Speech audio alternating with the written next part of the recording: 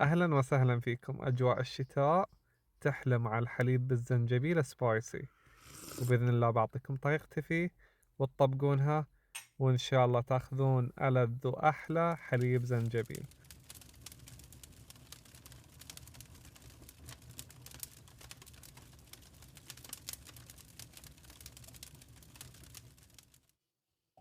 في البداية عندنا مثل ما تشوفون قطعتين زنجبيل. طبعا الكمية اختياري لكم، يعني في بعضهم يكثر زنجبيل وبعضهم لا، لكن باعتدال حق تكون معاكم المقادير عادلة.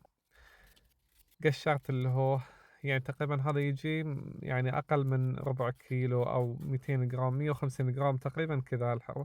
الآن أهم نقطة، إذا تبونه زنجبيل أو حليب زنجبيل سبايسي تبشرونه زي ما أنا أسوي الآن، لأنه بيكون معكم بسرعة يستوي وياخذ اللي هو الحليب لذعة قوية من الزنجبيل رهيبة على كيفكم. الآن ننتهي إن شاء الله من البشر للزنجبيل ونخليه على جنب، ونبتدي في الخطوة اللي بعدها وانتبهوا معاي عليها. الآن عندنا بريق، طبعا العادة يعني اللي هو استخدام اللي هو البريق المعدني أو اللي هو الستيل. أنا عندي أفضل في المشروبات الساخنة اللي هو الحليب مع الحليب. عموما اللي المتاح عندكم. أضيف الكمية تمام، وأضيف عليها ماي مغلي عشان أعجل في الغليان.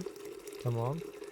تقريبا هذا لتر ونص إلى لترين اللي هو حجم البريق عندي. أوكي.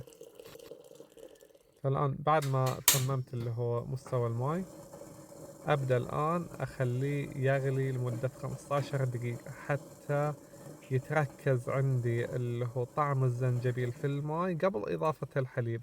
انتبهوا تضيفون الحليب في البداية، لأنه ما بيمدي ياخذ اللي هو الغلي اللي هو طعم اللي هو الزنجبيل واللذعة اللي تبونها. الآن الحليب طبعا أنا أخذت مبستر، وأنتم تقدرون تاخذون طازج أو أي حليب تحبونه، ماكو اللي هو مشكلة فيه. فأضفت الحليب أنا عليه عدد اللي هو علبة حليب إلى علبتين تقريبا، اختياري الكمية لكم. في بعضهم يحب يكون الحليب مكثف مركز في اللي هو الزنجبيل، بعضهم لا يحب يكون نسبيا خفيف، فأنتوا اللي تفضلونه. الآن انتهينا من الإضافة هذه اللي هو كمية الحليب اللي احنا حطيناه، نخليه فقط يغلي ويكون جاهز للتقديم.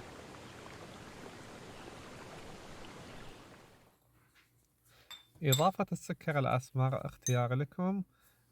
سكر أبيض، مثلا لبعضهم يبي صحي يحط عسل، فكل هالأمر اللي هو أذواق ورغبات، اللي تبونه سووه.